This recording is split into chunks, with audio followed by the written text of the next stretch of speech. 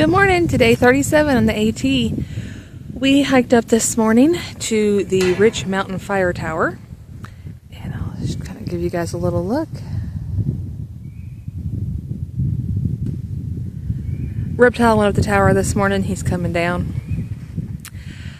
We did 8 miles yesterday. After Reptile turned his ankle. I don't know how far we're going to go today. There's a shelter in about 2.5 miles. I know we'll go at least there, but I haven't looked at the map what's further down the road from there. And we were too tired to do this tower yesterday. It was about 0.2 of a mile off the trail and up the hill, so we decided to come over this morning. It is about 42 degrees and it's about 9 o'clock, so the sun is out, but it is really chilly. And I can't see into the sun. But we got the fire tower. And then, I don't know if you can see directly behind it or not, but there's a cell phone tower back there. So, dual purpose, right? Alright, we're going to figure out what's on the map and where we plan on going today. We hit mile marker 179 yesterday, so we'll hit 180 today, and soon it'll be 200 miles on the AT.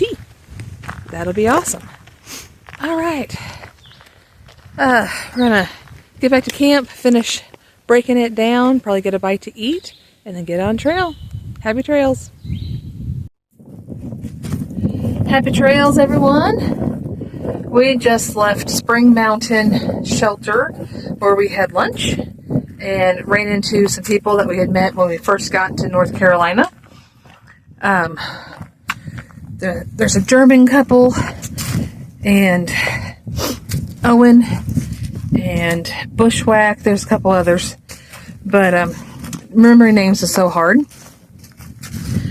we got a little bit of refueled, got some more water, and I wanted to start filming because when I was initially turned the camera on, the trail just kind of fell off the hill. You can look out, but you're like, where's the trail? Oh, it goes down. So, let me give you a view of what downhill looks like. Reptile still nursing his ankle injury. We're just going slow today, and we'll stealth camp wherever we end up tonight, but not a big deal. The shelters and privies in this portion of North Carolina after the Smokies are really small and quite old looking, but the privy doors don't close. Like, the toilet seat of the privy literally meets the wall of the exterior wall of the privy, and you can't close a door because, like, your feet and your knees are sticking out.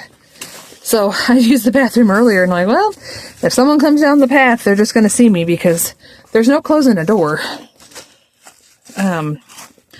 Which we were told that outside of the Smokies, the shelters get much smaller. Obviously in the Smokies you have to stay in a shelter. That's kind of one of the ground rules, is to do less damage by staying in the shelter, and also it helps prevent the bear activity if you're not out stealth camping. But in this portion of North Carolina, as we're actually skirting the North Carolina-Tennessee border, you can stealth camp.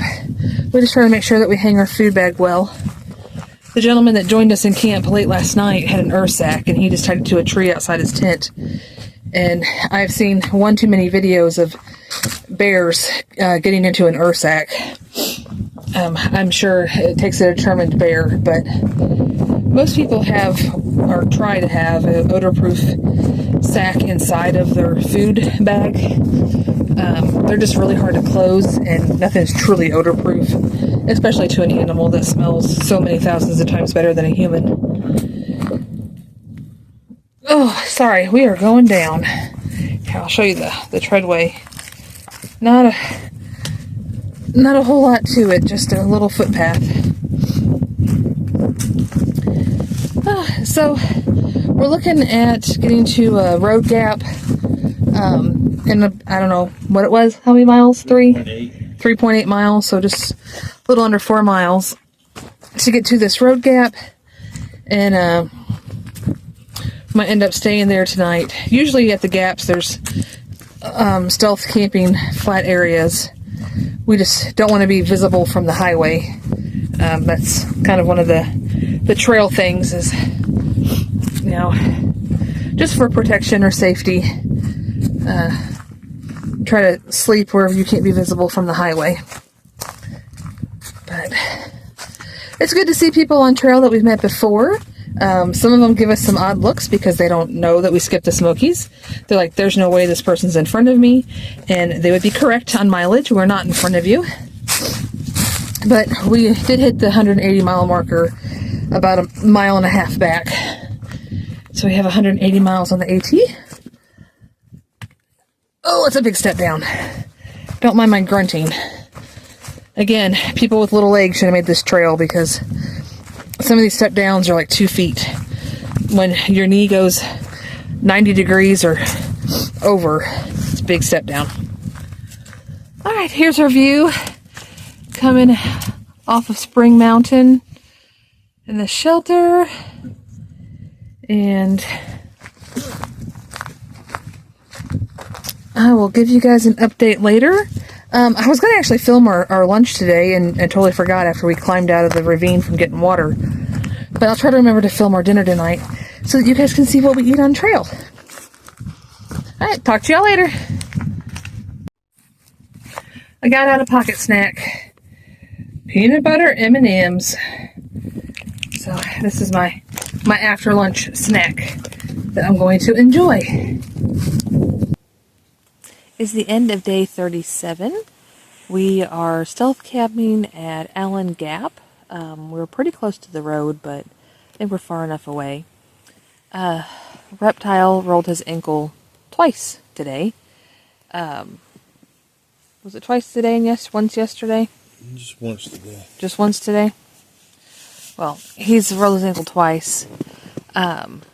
So that makes really painful walking. But we did make, what did I say, 6.3 miles today, which is still pretty good, especially when you're hurting.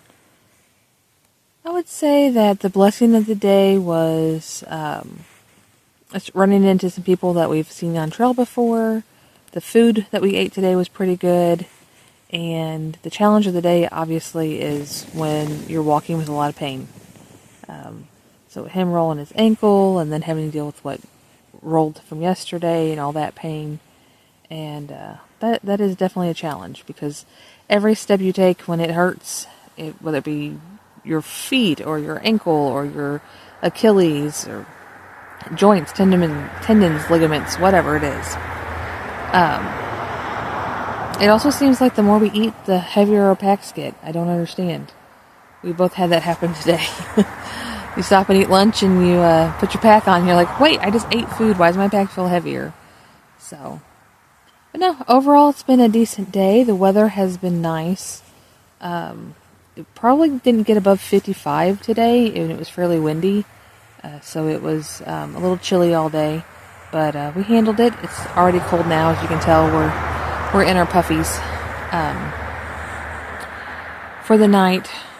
So it's supposed to be around 40, I think, 39, 40 tonight, which hopefully we don't have a lot of wind. But all right, day 37's in the books. Good night, y'all.